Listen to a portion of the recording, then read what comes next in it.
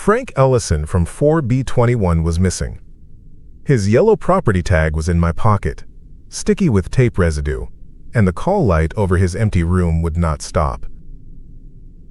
I sat on the floor by the supply room near the south stairwell and kept my back to the door. I had pulled the crash cart across the hall like a gate. I had my phone out, but the pager on my hip chirped that weak dead zone chirp. The hallway felt warm, but a cold draft moved across my arms and kept lifting the hair. The call light from 4B21 glowed red in the panel by my head. It clicked every time it reset itself. It clicked again. I told myself I was resting my knees. That sounded stupid even in my head. My mouth was dry. I could taste saline and that lemon hand foam. I did not want to look at the elevator. I had sworn I would not talk about that night. I said it was nothing. I told new hires that ghosts were for another hospital. I laughed when the empty rooms lit up. I had made big jokes in the break room, with my feet up and a pudding cup in my hand. I said the building settled, and that was the sound. I said the old panels were touchy. I was very sure. It started at 1900 like always. Med-Surg, 4B. I came in a little late because of a wreck on the Beltway. I still beat report by a minute.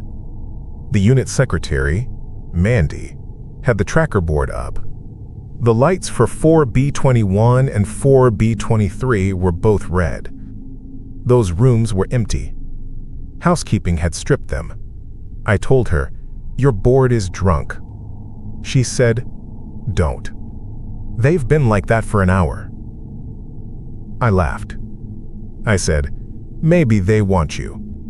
She flipped me off while she tied her hair back. Report was routine. 5 patients for me. 1 fresh post-op. 2 diabetics. 1 confused man who tried to get up every hour. My float CNA was a kid named Shane. He was new and jumpy, and he watched the call light panel like it would spit. He told me he did not like the hall by the south stairwell. I told him it was warmer up there. He said, "Exactly, and wouldn't say more." By 1930, the unclaimed dinner trays sat on the metal rack by the window. 2 sealed cartons of milk, sweating water onto the floor. The air was warm with that heavy gravy smell. Someone had dropped a fork, and no one had picked it up. The elevator dinged, and no one got off. In my first hour, I did the meds and checked the drains and answered 2 real call lights. 1 bad IV pump and 1 bathroom help. I moved fast and talked stupid like I do when I'm busy. I said dumb jokes and my patients smiled at me just to be polite. Every time I stepped into the hall, that red dot over 4B21 winked at me. I shut it off at the panel twice. It came right back. Mandy said, "That's the 3rd night this week." I said, "Somebody's pranking you." At 20:30, I had a second to look at 4B21. The door was propped for housekeeping earlier. I pressed the plate and it slid. The room smelled like bleach and warm dust. Bed stripped. TV off. Bathroom door open with the curtain pulled to one side. The call light cord lay coiled on the rail. There was a faint wet mark on the floor near the doorway. Bare. Like a heel. A wet sock print, thin and round. It led to the hall. It stopped at the threshold. That was it. It ended at the door. I stepped on it and it took the heat out of my toes through my shoe. I hated that. I hit cancel at the bed. The panel outside went dark. I stood there a second. The AC kicked on.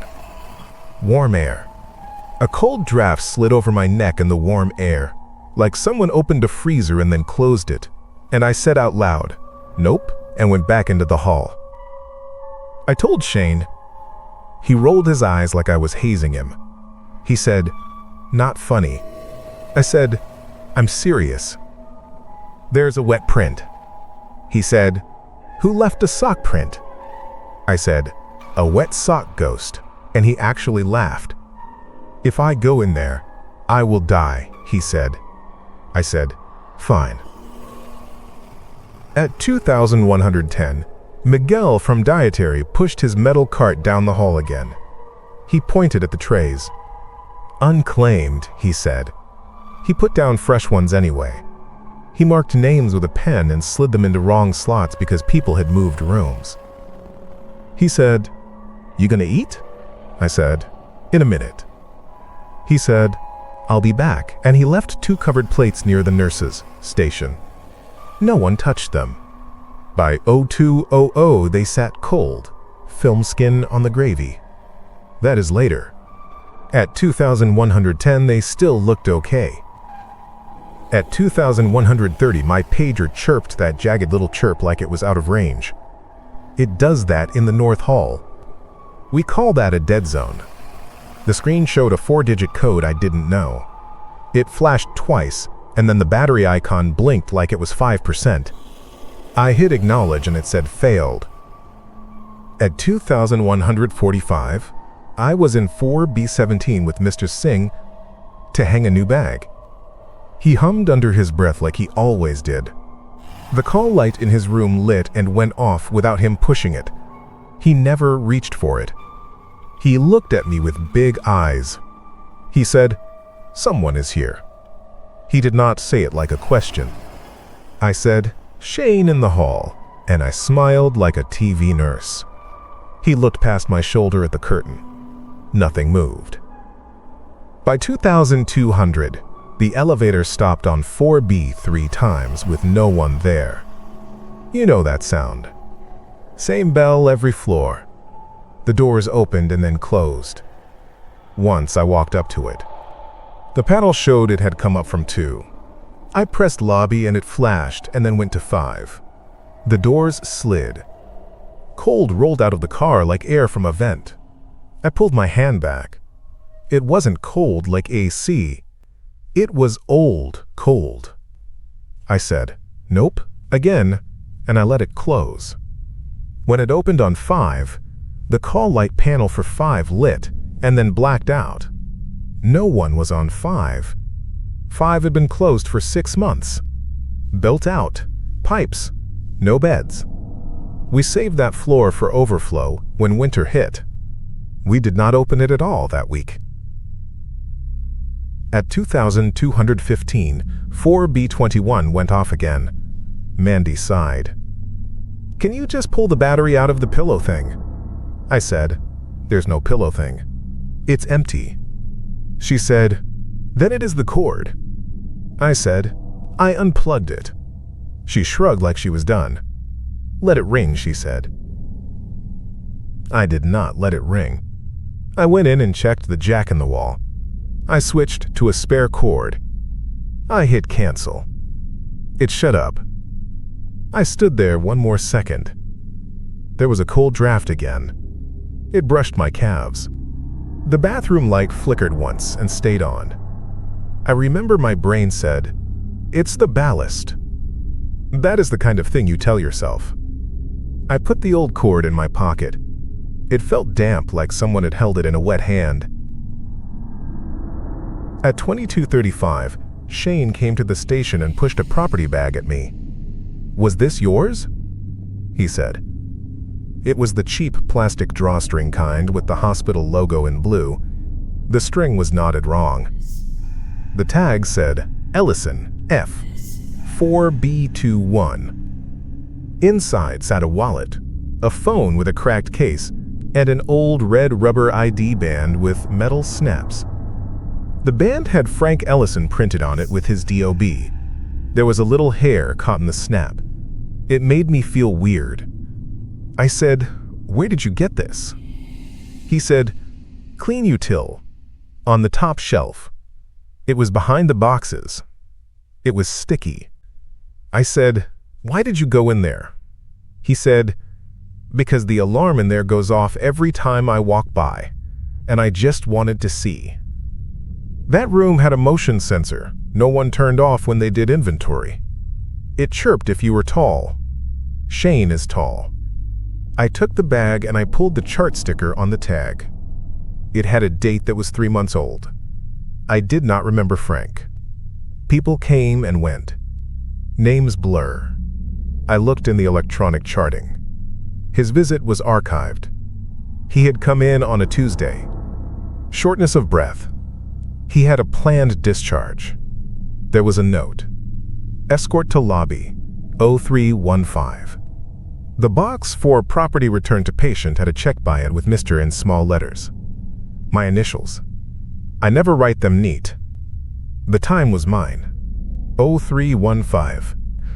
I sat there with the bag in my lap and stared at my sloppy Mr. next to a job I did not remember at all. Did I take him down? I said in a normal voice, like I wanted someone to answer. Mandy looked up. Take who down? She said. Ellison, I said. I held up the tag like a flag. I signed that I escorted, I said. She rolled over to me in her chair. She squinted. That is your chicken scratch, she said. Ask security to pull the camera. She said it like a joke. She also looked at my face and then she stopped smiling. You look pale, she said. I said, I feel fine. At 2300, I called the property room in the basement. No answer. The line rang to the switchboard and the switchboard sent it back. I hung up. I called security. A guy named Brian answered with a mouthful of something. He said, 4B? I said, yeah. Can you check the lobby footage around 0315 3 months back for me? He laughed. Crazy, he said. You know what you're asking me? I said, never mind. Just forget it. He said, what is wrong up there? I said, we have a room paging itself. He said, you want me up there? I said, no. It is fine.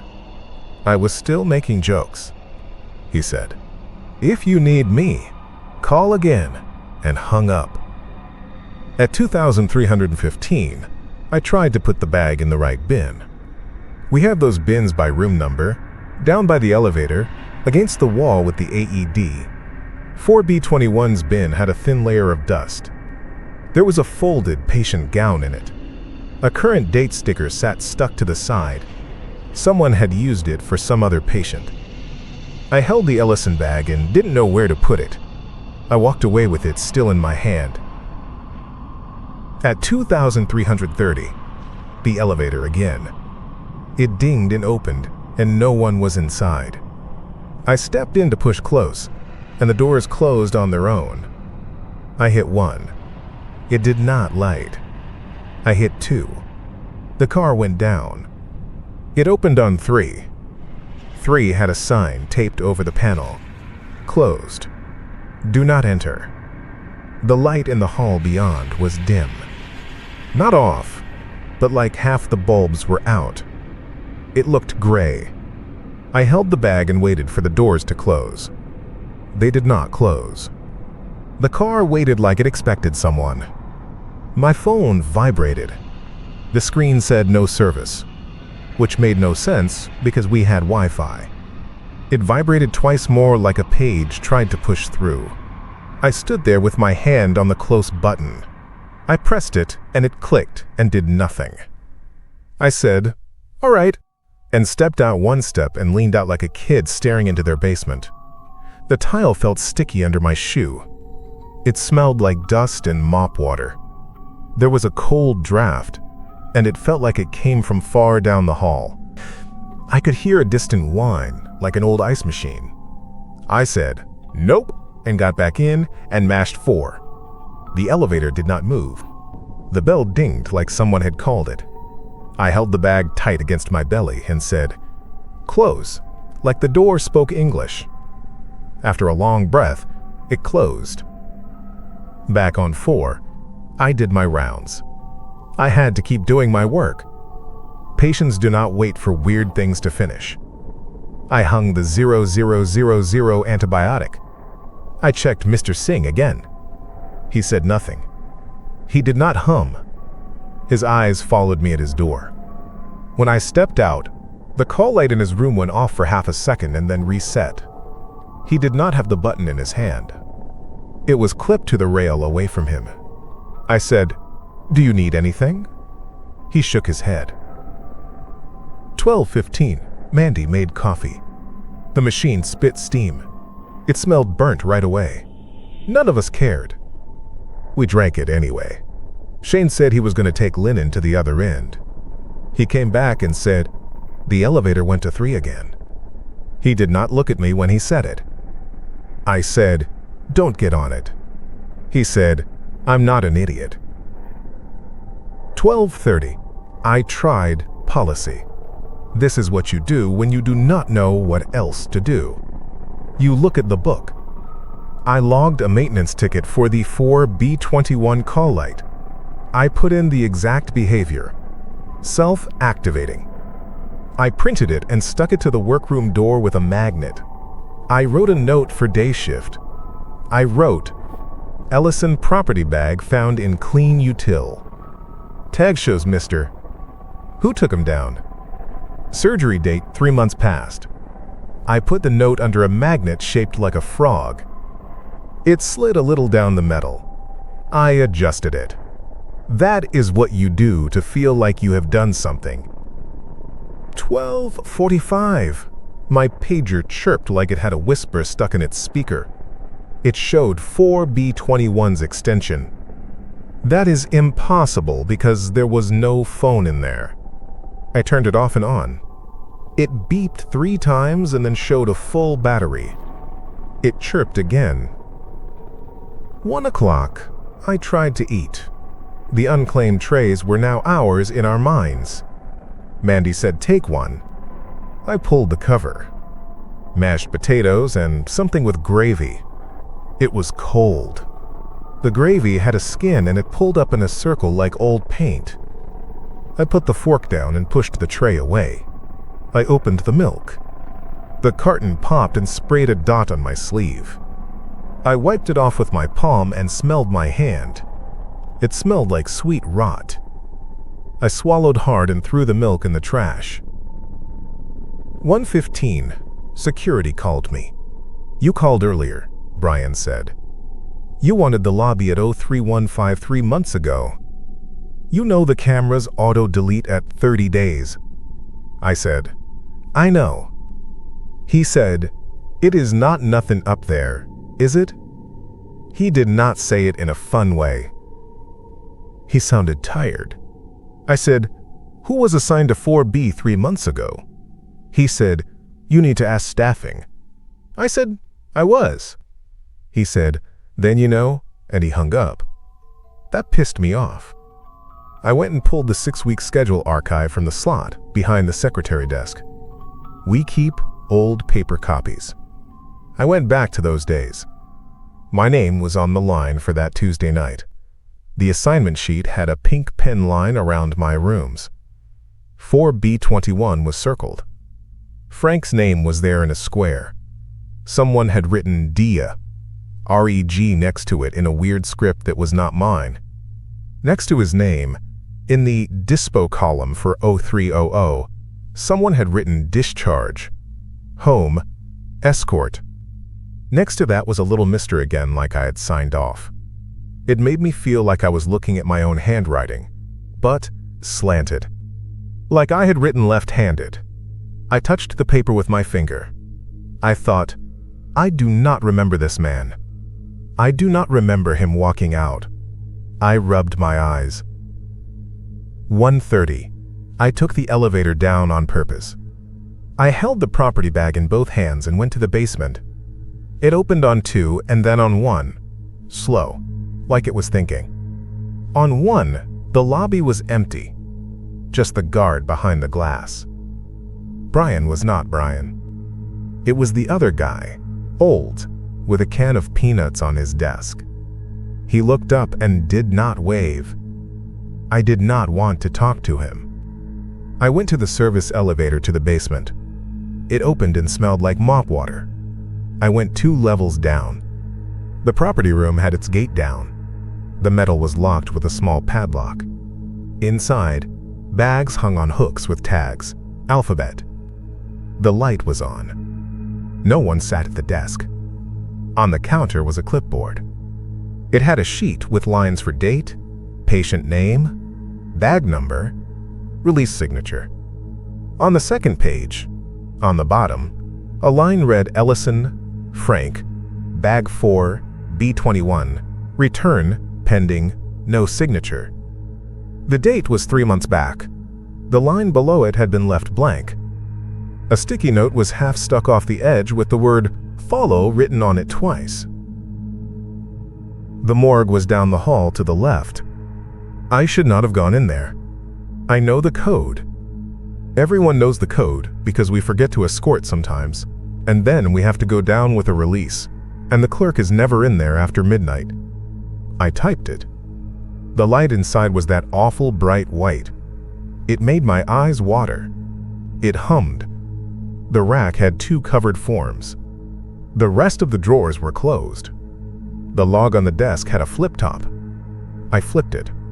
The last page with columns showed names, tags, dates, releases. At the bottom around the same time 3 months ago, it said, Ellison, Frank, admit, X, release, blank.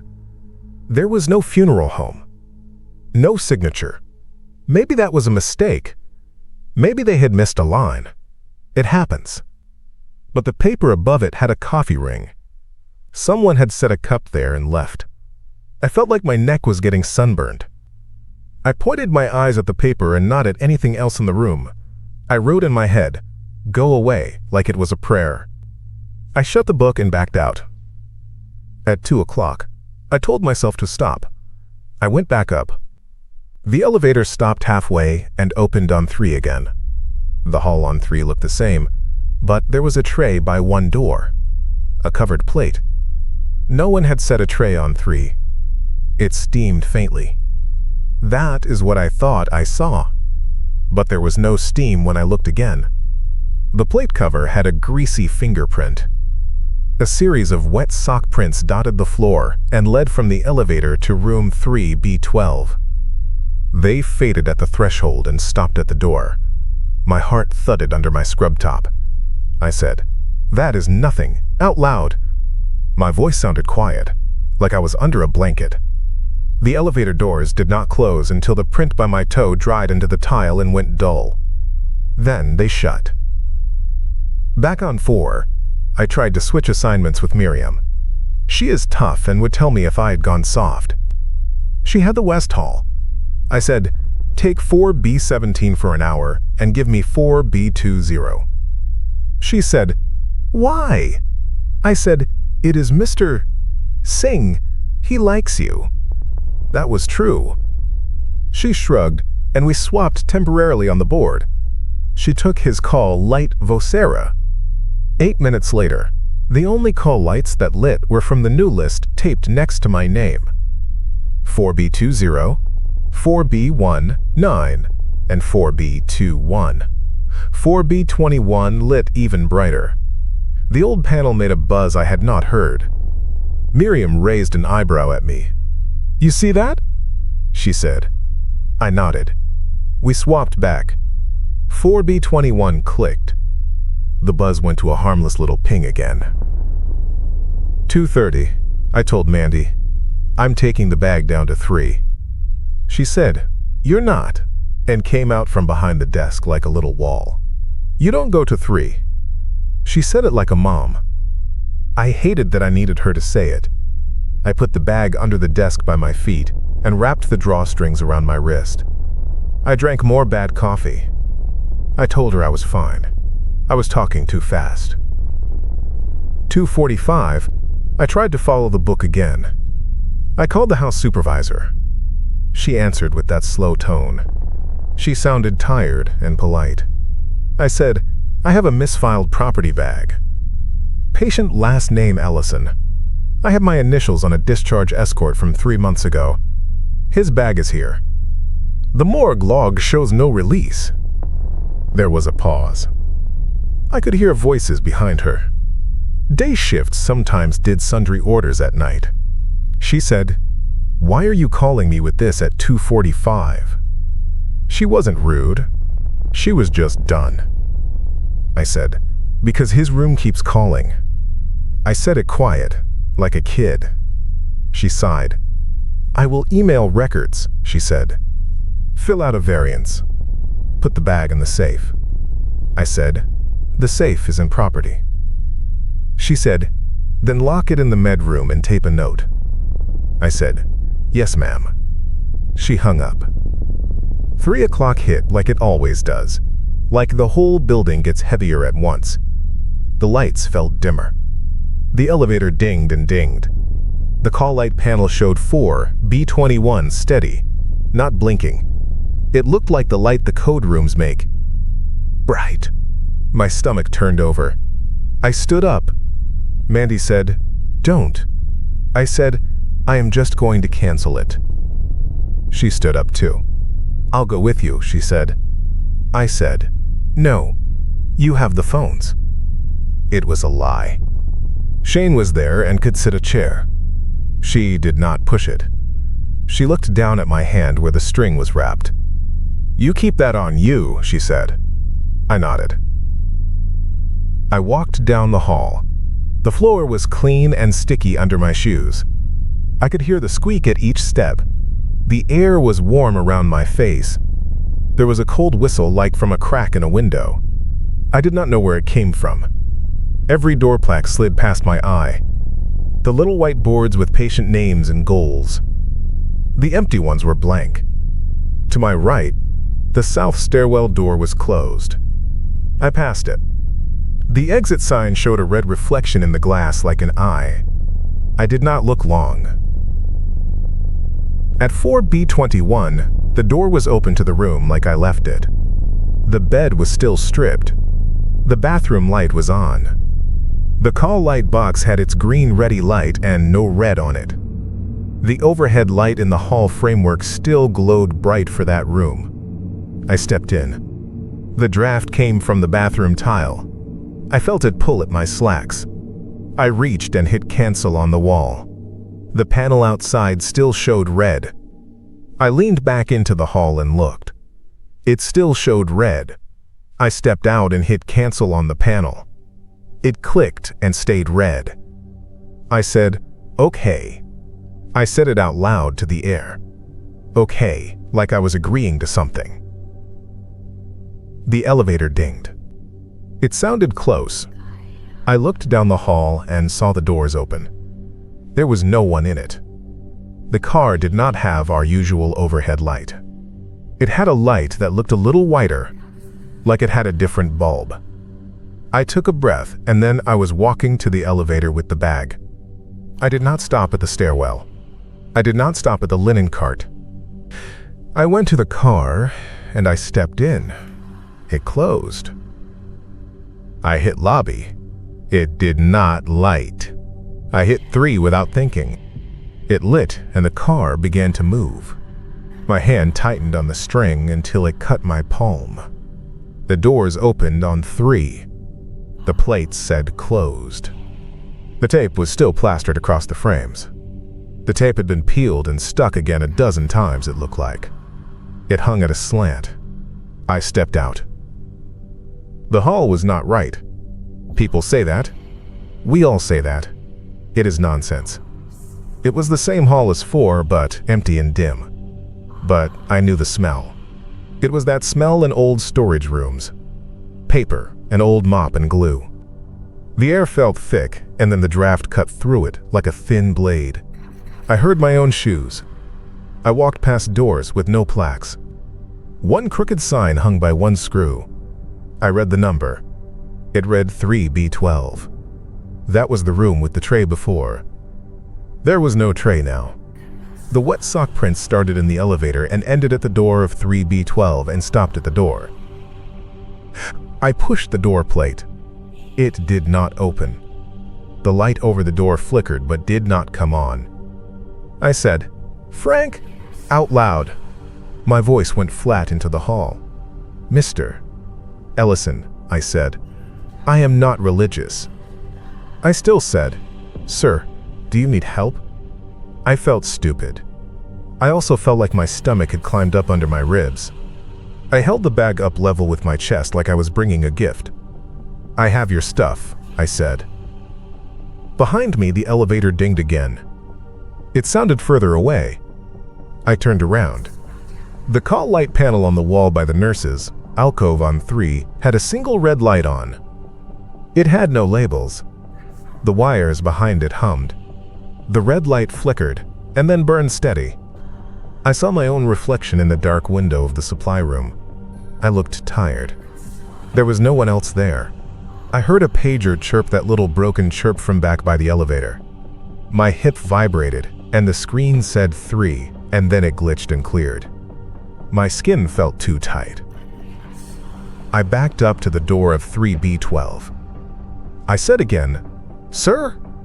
I put my free hand on the metal bar. It moved this time. The door opened 3 inches and then caught. Something on the other side was just leaned there. A bed. A cart.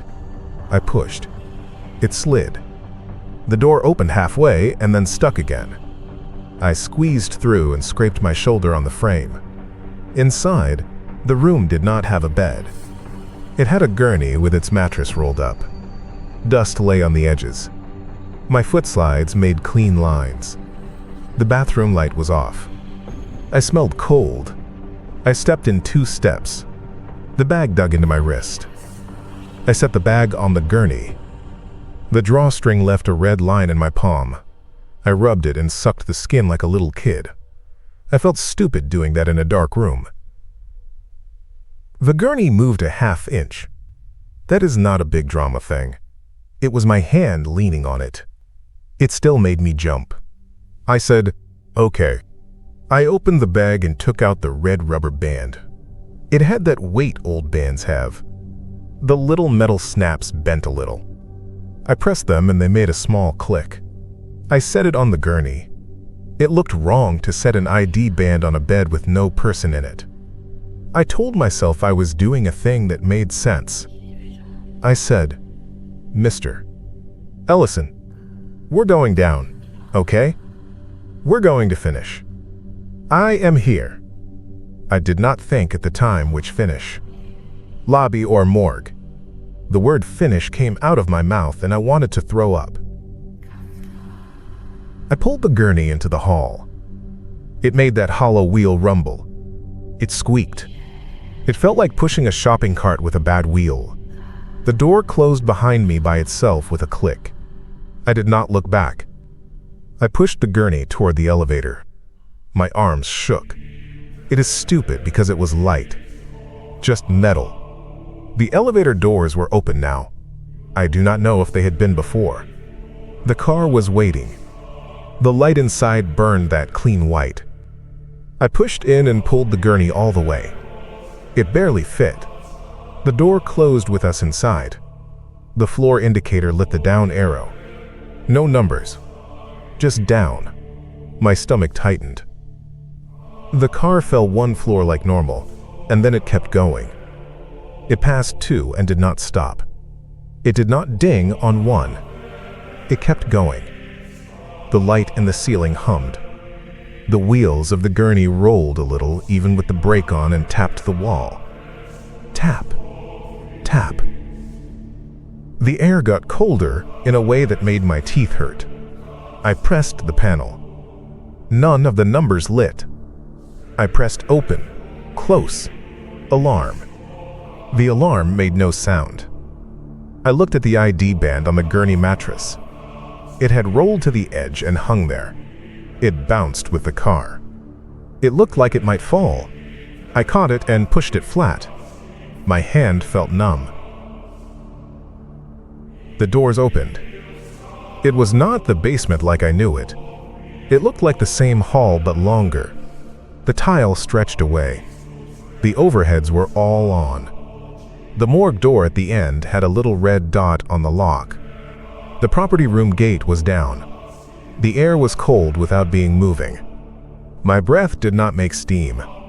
That felt wrong. I didn't like that. I pushed the gurney out.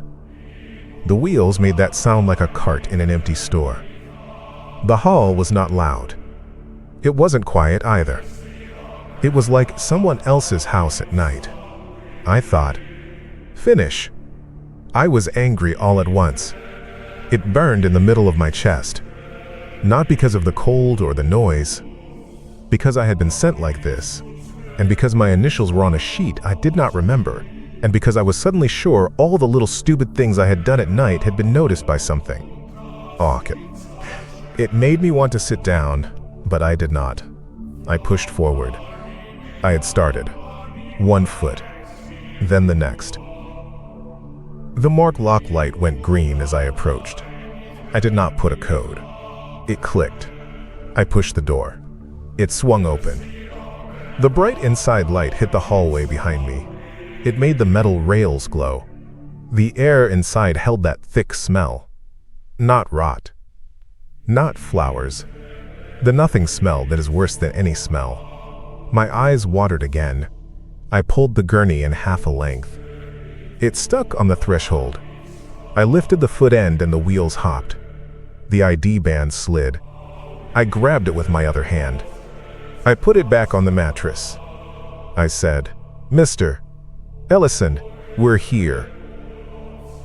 There is a form in that room for releases. There is a counter with pens on strings. There is a stamp for dates." The book lay open to the page where the last line had my patient's name and a blank. There was a black pen, cheap, the same kind we use. I picked it up. It felt warm in a room that was not warm. It made my fingers feel better. I put the pen on the line for signature. I thought, do not sign this. I also thought, this is what you do. The pen tip touched paper. The elevator out in the hall dinged. Then again. Then again. It dinged at an even pace, like a metronome. It made the skin on my back tighten. The page in front of me looked fuzzy for a second. The letters in his name swam. I blinked. My hand wrote Mr. in one of the boxes without me telling it to. It looked like my hand did it. That is a dumb way to say it. I mean, my fingers moved and I did not stop them. I said no, out loud, louder than before. The sound died in the bright hum. The ding in the hall got a tiny bit faster. I did not sign. I put the pen down and grabbed the gurney. I turned it around. The door behind me had swung closed halfway. I pushed and it opened an inch and then stopped. The gurney bumpers hit the frame. The ding hit my ears so hard it made me clench my teeth. I shoved harder. The gurney moved. The door opened another inch and then stuck. It felt like something held it. My scalp prickled. My hands went numb to the wrist. The ID band slid again and fell. It flipped once in the light and fell in slow like a coin. It hit the floor and rolled. It rolled until it hit the edge of my shoe and fell flat with its little metal snaps face up. My name badge on my scrubs flipped with a static sound and then lay flat again. I let go of the gurney. It stayed still. I picked up the band. It felt warm. I snapped it closed around the side rail like it was a wrist. The snap made an honest little click. That sound got me. I felt sick. The ding outside stopped. When the ding stopped, the building got very quiet. The cold draft moved across my knees under the gurney. It felt like someone had walked by me without touching me. The hairs on my arm pressed against my sleeve. The door opened by itself another 2 inches. I did not want to look into the hall. I did anyway. The hall looked like a tunnel in a mirror. The elevator doors out there were open. The car was empty. It looked too bright. I put both hands on the gurney and pushed. It went forward smooth as anything. The door opened all the way. It should not have. It did. I rolled out. The hall lights hummed all in one tone. I pushed the gurney into the elevator. It fit. The door stayed open. I stood with my hands on the rail. I said, "Lobby," and then I felt sick because I was saying the stupid word again like a child. "Finish." I pressed 1. Nothing. I pressed 2. The car did not move. I pressed 4. The car did not move. I pressed 3. The button glowed. The car stayed. The bell chimed once, and then again. It was not the same bell. It sounded like a smaller bell. I do not know how else to say it. It made me think of birthdays. That is stupid. I am telling you what I thought. My palm hurt where the string had cut it. It burned. I looked down. The band's little white panel had my patient's name on it. It also had my initials in fine print in a tiny field where the nurse ID goes. They were so small I had to squint. Mr. They had been there when I picked it up, maybe. Or I put them. I cannot tell you. I rubbed my thumb on them. They did not smear. I closed my eyes. I thought, stop. Then I thought, if I finish this, it will stop. That is how you think. If you can just do the right steps, you can go home, and you can sleep, and you won't talk about it, and you will forget. I opened my eyes, and the car closed its doors. It moved. It did not go to 3. It went somewhere that felt like down but did not have any stops. It slowed. It opened. I will keep this short because you want to hear the end. The doors opened on a floor that looked like ours, but all wrong.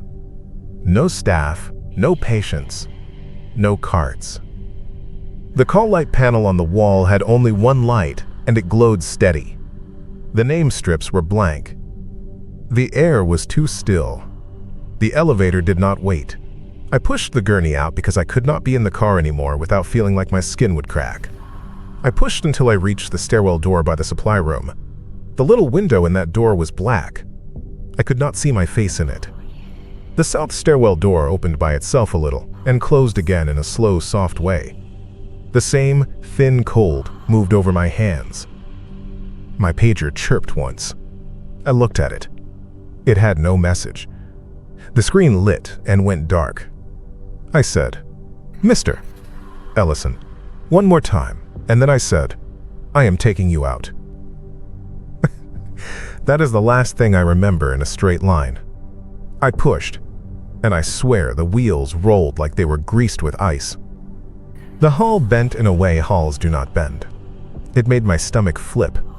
It made my eyes water. I kept my hands on the rail because I could not think of another thing to do. The door at the end with the exit sign opened with a click. There was a cold draft, and it moved my scrub top against my chest. It felt like standing next to a bus leaving the curb. I pushed through. My shoulder hit something hard. My knee hit metal. The gurney came with me, or I left it. I can't put that last part into clear words because the parts after that do not stack right in my head. I hid by the supply room after that, at least that is what it felt like.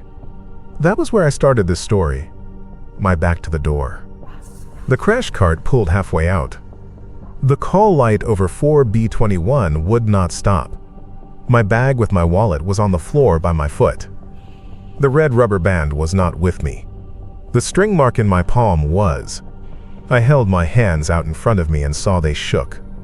I stared at the elevator and did not breathe until the doors shut. I would like to tell you I finished the shift. I did the work with a good attitude. I charted. I did not. I missed a blood sugar. The day nurse was kind and covered for me. She touched my arm and asked if I was sick.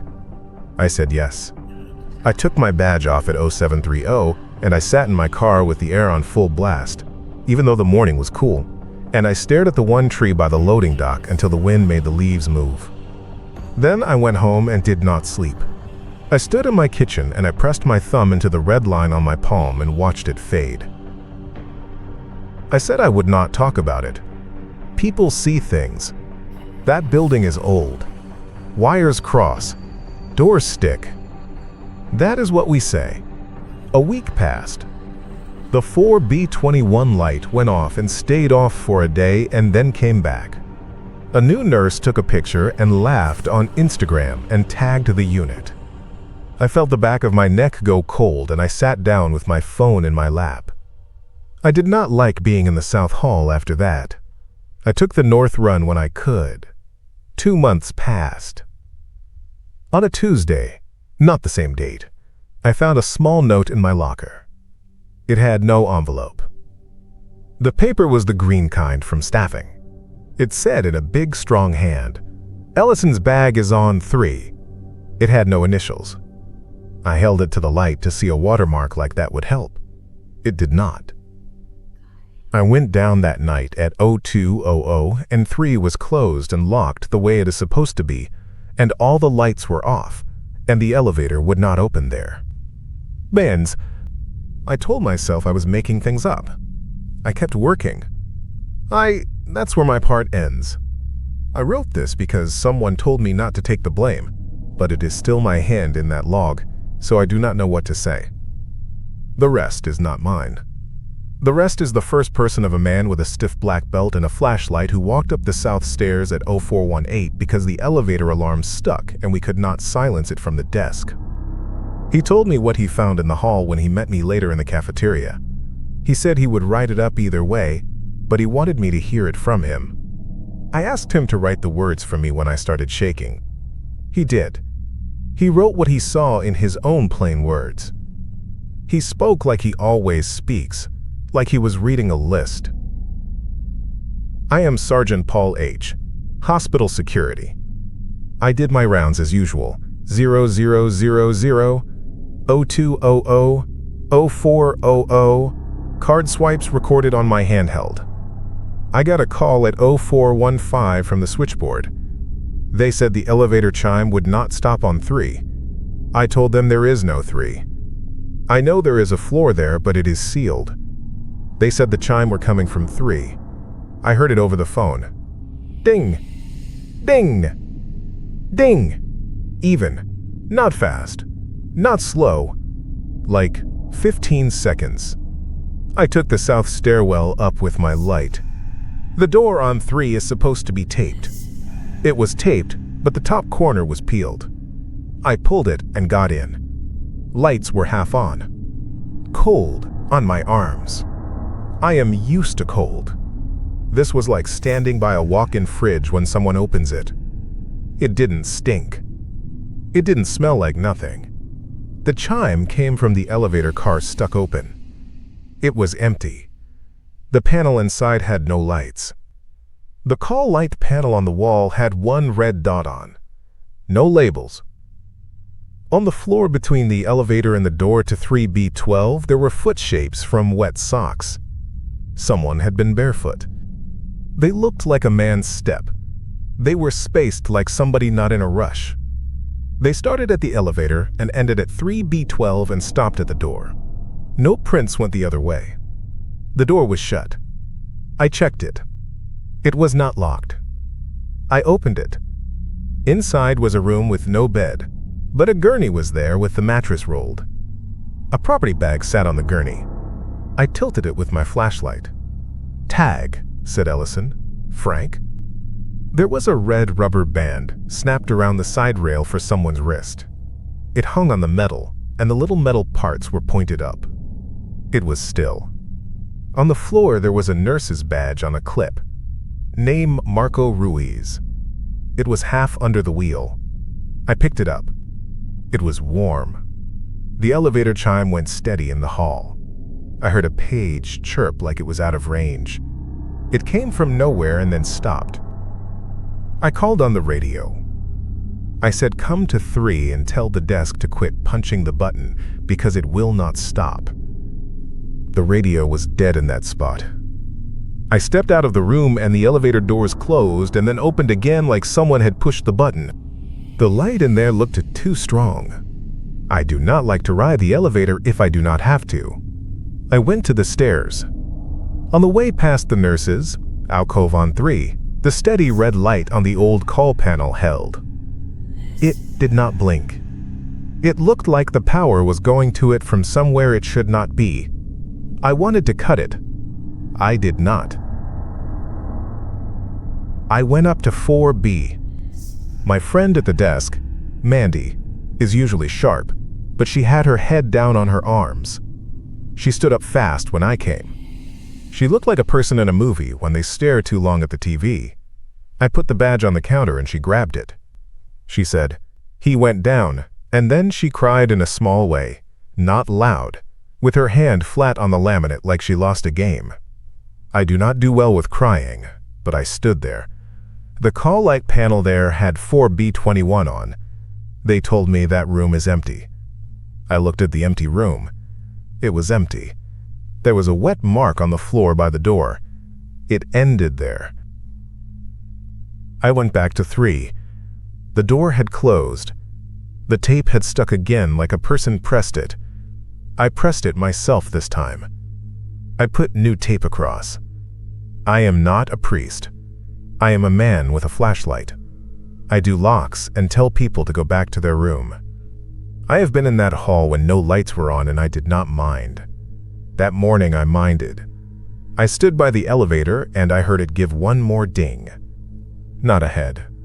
Behind. From inside the shaft. Then quiet. I do not like that noise.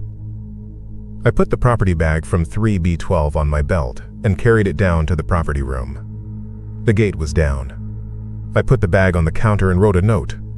I said found on 3. Ellison, F. No release. I signed my initials. I put the paper under the rubber band so it would not blow off the counter if the AC kicked up. I went back up to 4B because someone had to see Mandy and the young man with her, the CNA. They both looked like they had a bad drink. The nurse with the thick arms and sparkly shoes, Miriam, said, "He is in the stairwell," and then looked at the floor. He was not. I checked. I walked down every flight. Between 3 and 2, I felt a cold draft go past me like someone just ran and I did not see them. It went up toward the next landing. I got down to 1. I did not see anyone. I went back to 4. The nurse's badge was still in my pocket. I put it on the counter on 4. The ID band for Frank Ellison, the red one, was not in the property bag when I put it on the counter downstairs. I did not take it.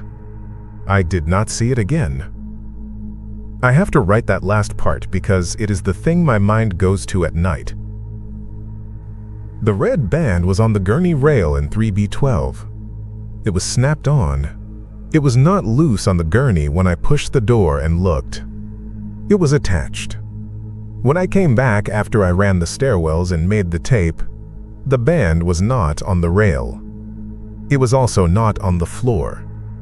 The only thing on the floor was the nurse's badge, and it was warm and it had moved a little from where I thought it had been under the wheel. I put it on the counter upstairs and the elevator down the hall dinged once. It made my stomach feel light. It ended right there. I did my incident report. I turned off my radio. I went outside and I stood by the smoking spot even though I do not smoke. The morning was gray and damp. A draft blew from the dock and through me. It felt like the one from 3. The only sound was the elevator in my head. The way it goes, ding, ding, like it is calling and you are supposed to get on and take somebody out. That is the sound I heard when I went to bed after my shift. I hear it some now. The bag is logged. The paperwork with the missing release is still in the book. We can write a line through and put a correction. That is what they tell me. I have not done it. I am waiting for the next ding. I do not like that about myself, but it is true. They asked me if I saw Marco. I did not. I would have said his name if I had seen him. I am not the type to pretend I saw a thing I did not. I heard the elevator ding.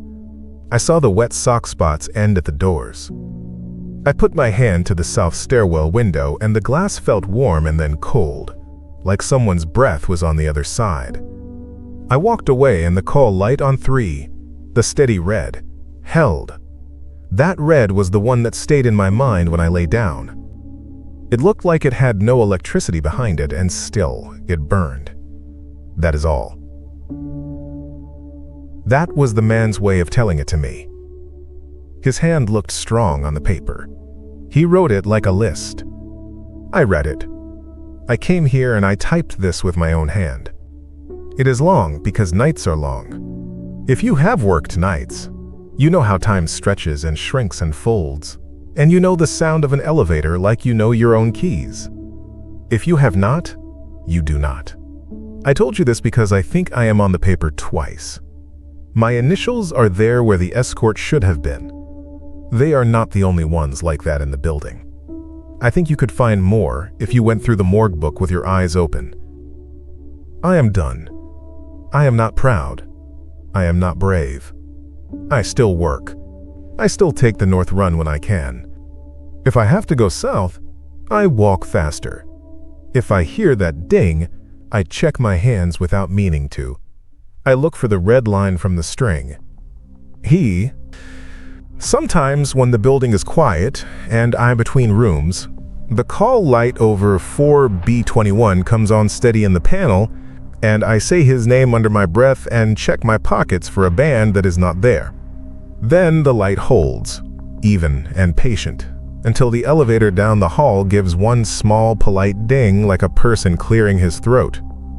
Then it waits. Then it waits.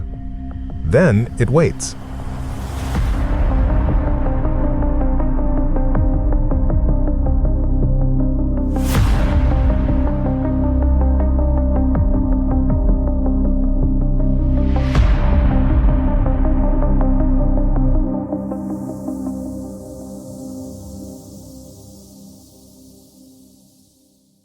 I hope you enjoyed that one.